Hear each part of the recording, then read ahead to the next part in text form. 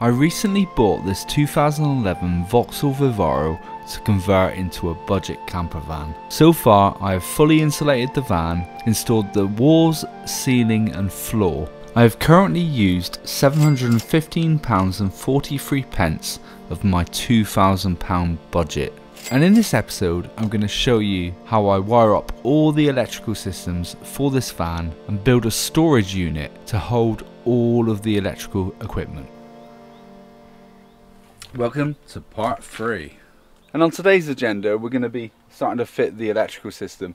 I've ran most of the wires in the last video anyway, so we will be hooking up the lights and things today. I'm still waiting on the leisure battery to arrive. It should be here by tomorrow, but in the meantime I've got this box full of goodies. So the main part is the split charge relay, which is this here. Got 12 volt fuse boxes, switches, cut off switches, everything all ready to go down there. So the plan is that the leisure battery is going to go down in that corner there. The split charge relay is going to hook up to the van battery, which is in the passenger footwell in the front of the van. I'm going to run the wires down through here and into where the leisure battery is going to go. And then from that, these wires that come down for the lights will get wired up into the fuse box and everything. But the thing is, I will also need to build a unit here to sort of hold everything. It's also going to have all the switches for all the lights and everything all mounted on it. So I'll probably need to build that today as well. Luckily, I know the measurements of everything. So I know the measurements of the leisure battery. I'm also thinking the unit I'm going to build here, I might actually put a 12 volt fridge in the top. And if I do, then I need to make sure that it's wide enough to fit one. But it all comes down to budget. Because, you know, a 12 volt fridge is going to cost me a minimum of £200, and if I've got that left in the budget, then fantastic. If I haven't, then I might just leave it out. Now, there are many different types of DC to DC charger that you can use. I actually bought a set because it's a little bit more expensive than some of the other sets you can get, but the reason why I like this one is that all of your wires come pre-crimped and heat shrunk. So it makes it just very, very easy to install it. It also comes with a wiring diagram as well. But for this setup, it cost £80. Whereas, as I said, you could probably pick up the similar set for about £50, but you'd have to do more work with all the crimping and everything. And I'm just trying to make this video as easy for anybody to sort of follow on as they possibly can. It comes with all the cable ties, it comes with fuses, battery connectors as well. It's all in there. This is my other van, just for anyone that doesn't know, but it's worth knowing as well that you need to check to see what alternator you have in your vehicle. If you have a smart alternator, then the split charge relay that we're installing today will not work. You will need something that's called a DC to DC charger. They're pretty much as easy to install, however they are a little bit more expensive. So just keep that in mind. Make sure you do your research as to what alternator you have on your vehicle, because you don't want to be buying a split charge relay and then finding out that it doesn't work on your particular vehicle. Now the van battery that sort of starts the engine and everything is under here. So to start on this install, you just have to loosen off these 4 nuts here, slide that out and pop it up.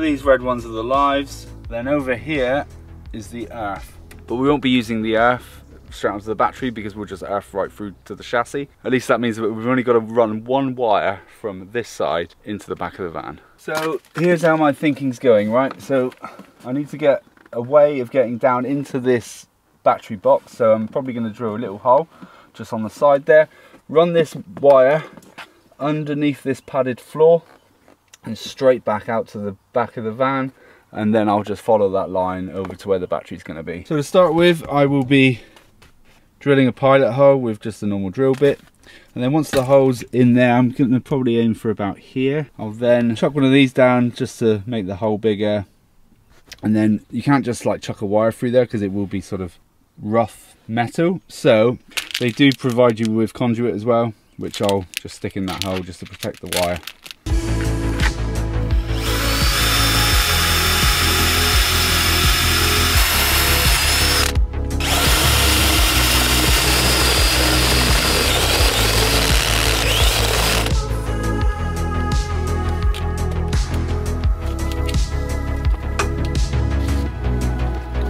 so once you've got your wire in your conduit, chuck that through that hole and with your conduit, and then just, I'm not going to connect it yet because obviously I don't want it going anywhere near the live wire, so I'm just going to poke that through like that and then just leave it out, hanging out for the minute until we get it connected. Now another option is if you don't want to use conduit, you can get like a rubber grommet to go in there, but I'm just using what was provided. I might put a bit of CT1 in there just to stop it rattling around, but yeah, all in all, happy so far. So now what we're going to do is we're going to take this wire that we've got and we're going to go underneath this padded, whatever you call it, padded carpet that's in the front of the van here, and we're just going to feed that all the way back, and hopefully we'll be able to come out the other side without too many problems. So I found it easier to go from the other side, so literally I fed the wire through there, got my hand up under here and just literally just pulled it out. So it actually went through from the back to the front as opposed to the front to the back. So then what I'm going to do, I'm just going to tuck it up underneath this piece here, just to tidy it up, get rid of that wire. Just go all the way along to that side.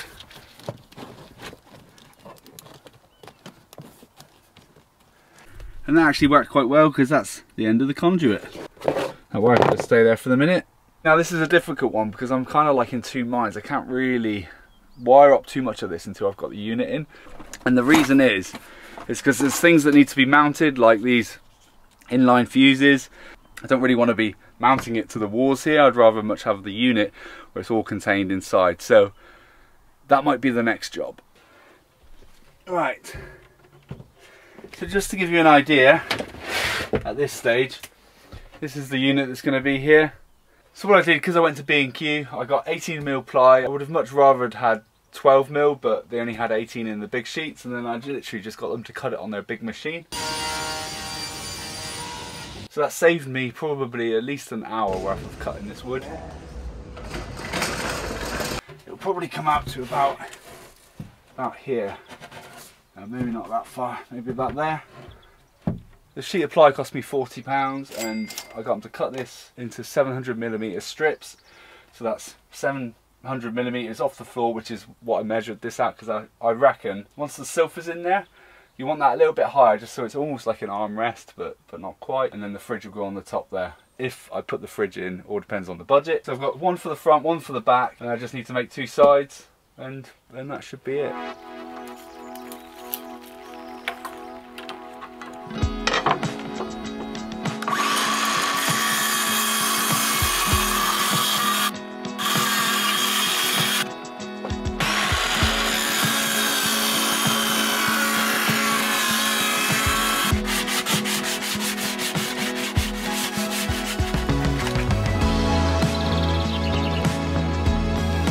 The other side, which is this one here, which will be up against the wall, I've just made a couple of slats simply because I want to keep the weight down, and this is pretty thick, so rather than just do like a whole piece, I just figured you're not going to see it anyway, so might as well do it in two strips as opposed to one big panel. Now I am going to attempt to fix this together with these rigid joint with covers. Like these little plastic triangular corner mounts, and I'm hoping a couple of those in the corners should actually hold this together pretty well. At least that's the theory anyway.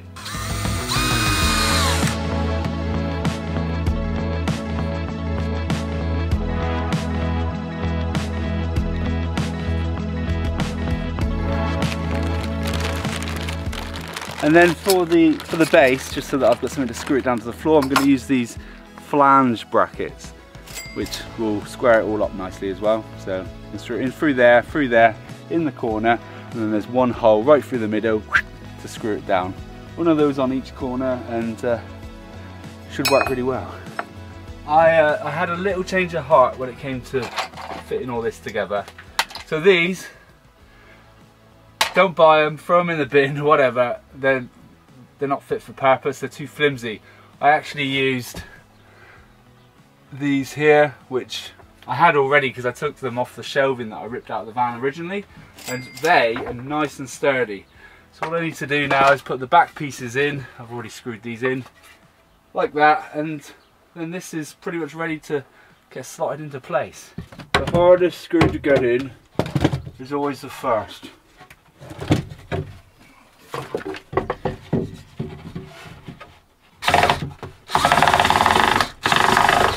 That's not the way to do it. Can I step in? Ah! Yeah, step in. If you are... Oh God, can you even see me? If you're a little bit larger than I am, then you might want to make this a bit wider. This is pretty cramped.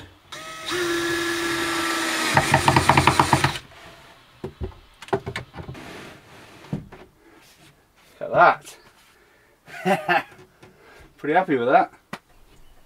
So just to give you a bit of an insight, this part here is 33 centimeters or 330 mil.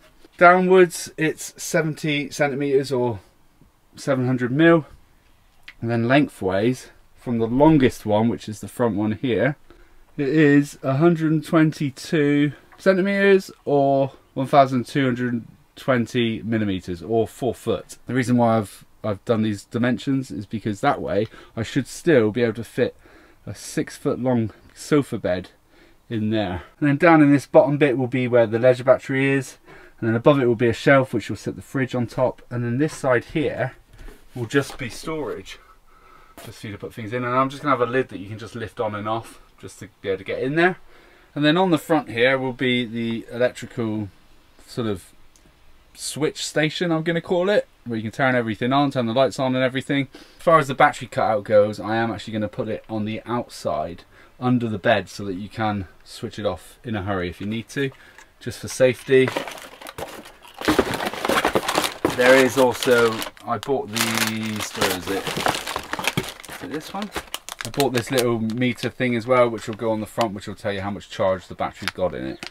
I mean, I'm going for a very, very simple charging system in this van, mainly just to keep the cost down, but it is literally the only thing that's going to charge the battery will be when you're driving the vehicle. So that's why it's important to have like a battery percentage where you can see it, so that you know that if it is getting low, you might need to top it up. But to be fair, the last setup I had in this van, I had a 100 amp hour AGM battery, and that never ran out of juice. And the difference is the battery that I'm putting in now is a lithium, which means you can pretty much deplete it all the way down to zero, whereas with an AGM battery you can only sort of drain it down to 50% and then it starts to lose charge. So, but I never had any issues, and literally the only setup I had was the split charge relay. And if you're doing sort of lots of trips like I do, where you're going out just on the weekends, then normally it keeps your leisure battery nice and charged. So I've taken the front off here just so I can get in here and wire all these bits and bobs up. So we now need to go back to the instructions for the split charge relay. Now, like any leisure battery that you're going to install, it always needs somewhere to earth to.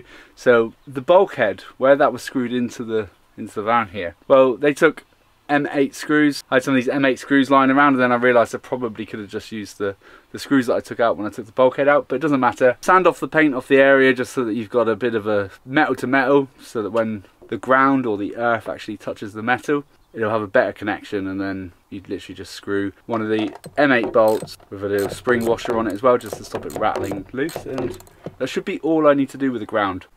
Now this wire is going to come up here like this and then connect into the split charge relay, but I've got so much of this wire left and I don't really, you know, it needs to be tidy, so I'm going to cut this a little bit shorter, put a new connector on it with another bit of heat shrink, and then just literally put it straight into the split charge relay.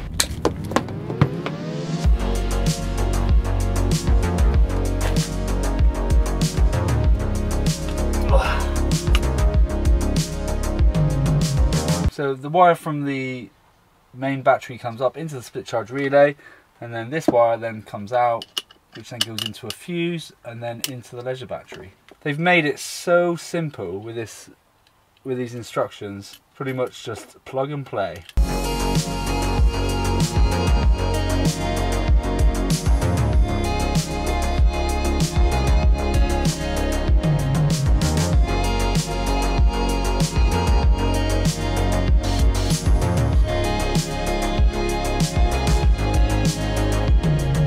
Okay, so out into a fuse, I've not actually put the fuse part in the plastic bit yet because there's no point because I'm not connecting anything. And then this will then go onto the leisure battery. There is another fuse to put on the car battery side, so we're going to wire that up now. It's pretty straightforward. You just got to put it like I've done there, connect it, and then connect this other little tiny wire, and that's it.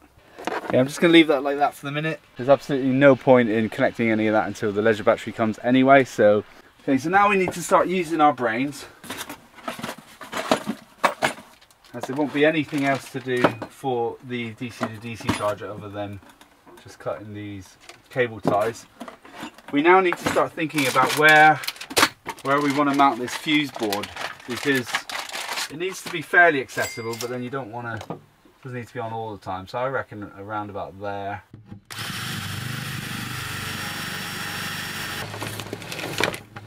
So I've just ran these wires. You may remember this from the last video. I ran wires from that side of the van across the ceiling down, and now they're just coming out through there. And the same with the light, the wires that go down and then now out through there. So I can pretty much just get this wired up into the fuse box ready to go.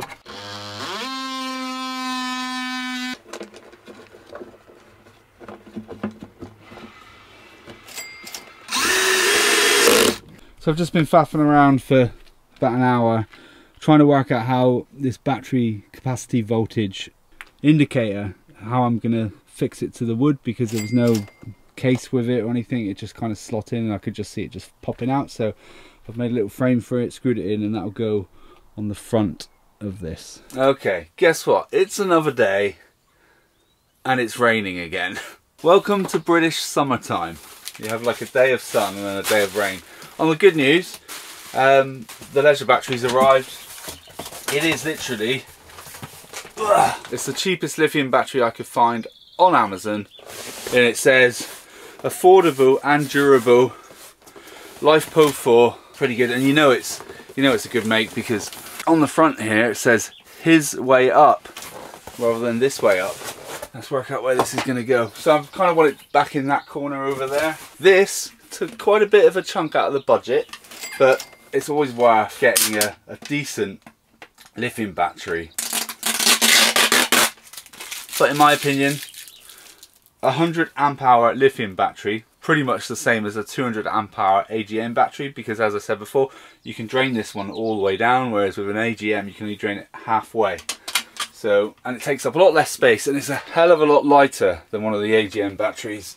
It is worth me mentioning as well that I kind of made a bit of a mistake when it came to fitting the split relay system. Split relay is a really good way of sort of charging your battery off the alternator, and as I mentioned just now about if you've got a smart alternator, you need to go for something like this, which is a DC to DC charger. But the thing that I didn't realise, and I've actually done a little bit more research, but it was brought to my attention that you shouldn't use a split charge relay if you're going to be charging a lithium leisure battery. They're more designed for the AGMs or a lead acid battery. So I'll still show you how to install the split charge relay, just in case that is something that you're going to put in your van, but only do it if you're putting an AGM or a lead acid battery in the vehicle. I will be swapping it out with a DC to DC charger. It should be a simple swap because all the wires are the same, so what I have to do is just take out the old split charge relay and just put the DC to DC charger in its place. From the information that I've read online, it's got something to do with the fluctuating voltage that comes from the alternator when you're driving isn't ideal for a lithium battery, and it can actually do some damage to either the lithium battery or the alternator. So if you are planning on going the AGM route, the split charge relay plus the AGM battery, it will cost you this much. But if you decide that you want to go down the lithium route with the DC to DC charger, the wiring kit and the lithium battery, it will cost you this much. Obviously I've gone for the latter. It probably would have cost me a bit more than that, but I am going to be sending back the split charge relay but keeping all the wires, so it pretty much balances itself out. But obviously the DC to DC charger and the lithium battery do work out more expensive, but for me personally, I find lithium batteries, you just get a lot more out of them than what you would out of an AGM. And just to keep things a little bit more tidy in here with all the wires that are going to be going everywhere, I have ordered these bus bars as well, so I've got a positive and a negative one. So it just means that everything live can go into this. So from the fuse box, from any other bits and bobs, it can all go into there, and then I can have like one lead into the positive on the battery. And the same with the negative, because split charge relay itself has its own earth, so that will need to go into the earth bus bar, and then it can literally just go from one cable to the negative on there.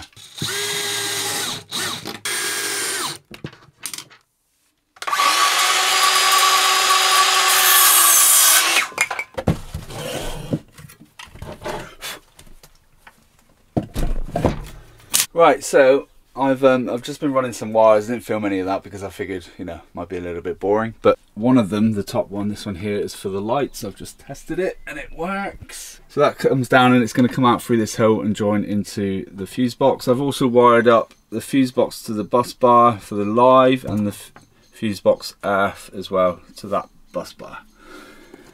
So this earth here that I put in earlier that goes into the chassis will go into the bottom here, or maybe there, and then the bottom one will then go into the leisure battery, which is going to be in this tray, and the live will come out the top there and then into the leisure battery as well. It's all coming along quite nicely. This looks really complicated, and it's because each one of these are fused. I'm not sure if I actually need these fuses in here, because it's all going to be fused through there anyway. I mean, I'm guessing you can never have too many fuses for safety, but it might just overcomplicate it.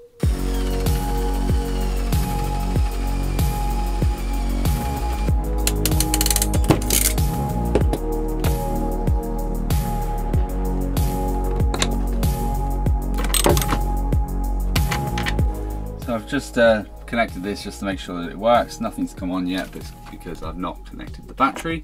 But if I just press that up against there, like that, that'll do. Look at that. Battery's on 100%. Obviously, because it's brand new.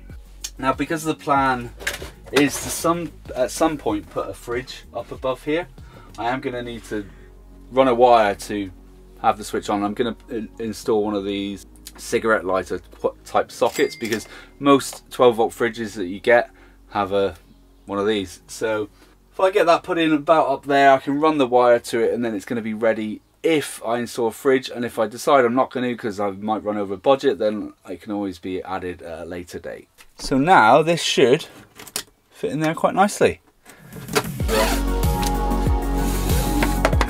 Tie down your battery as well.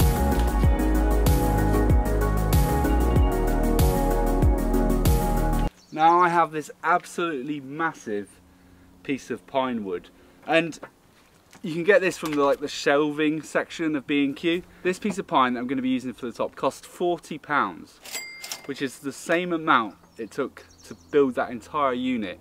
Now I could have actually just put a bit of plywood on the top, but I just fancied going for something a little bit nicer, so we're going to be using this instead.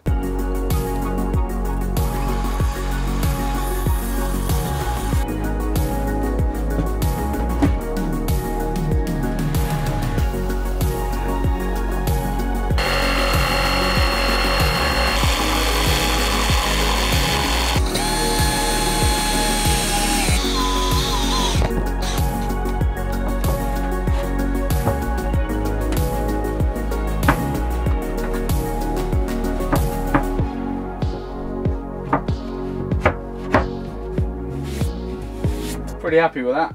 Fits nice and tight, no rattling, and then you just literally pop it off. If you want to get in there, get your stuff out, slides back down.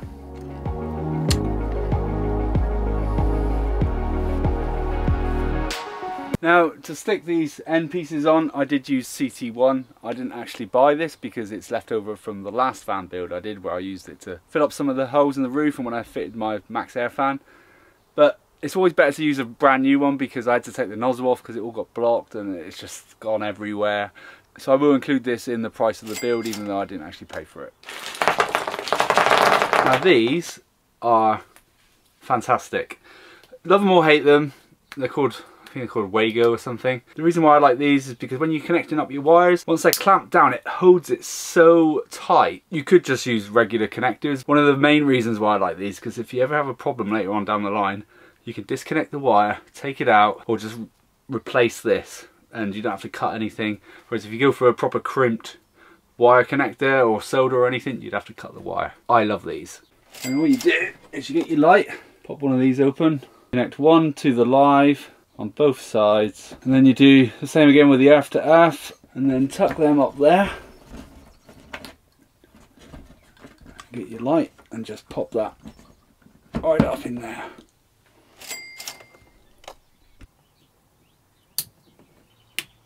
The system on first, and then ta-da! We now have lights in the van. So I've just finished installing the new DC to DC charger.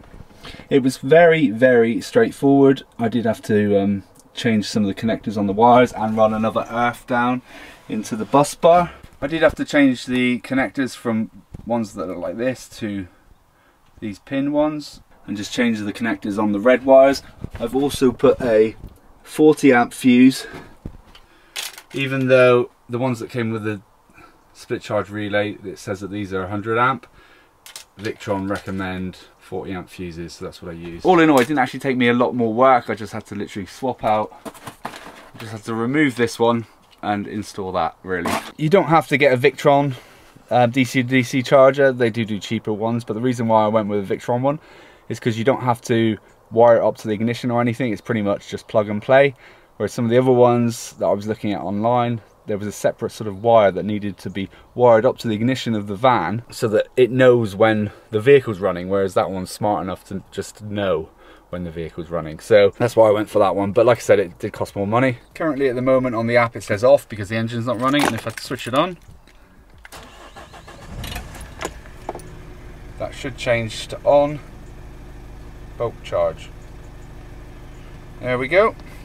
Simple as that. Also replace the fuse at that side as well for a 40 amp. So this charging setup is perfect if you're literally going away for the weekend. You're going to be doing a lot of traveling because your leisure battery will charge up off the van. But if you're going to be staying on a campsite for multiple days, then you might want to start looking at electric hookup or then putting solar on the roof. But this is a budget build, so I've gone for the, in my opinion, one of the sort of easiest ways to sort of keep your battery topped up. I would say I'm very happy with the outcome. We now have lights, we now have a leisure battery that can get charged off the engine when we're driving. We've got sockets for pumping up paddle boards, for charging our phones. There's going to be sockets on this side as well, and we've also got a socket in there for when the fridge goes in. If the fridge goes in, depending on the budget. But I know you're probably thinking, why go to all that bother when you could quite easily just put something like this in, a power station, which would do not only the 12 volt electrics, but it's also got 240 as well. And the reason why I didn't just stick a power station in this is because if you look at this one, it is, I think new, they're about $2.5 grand.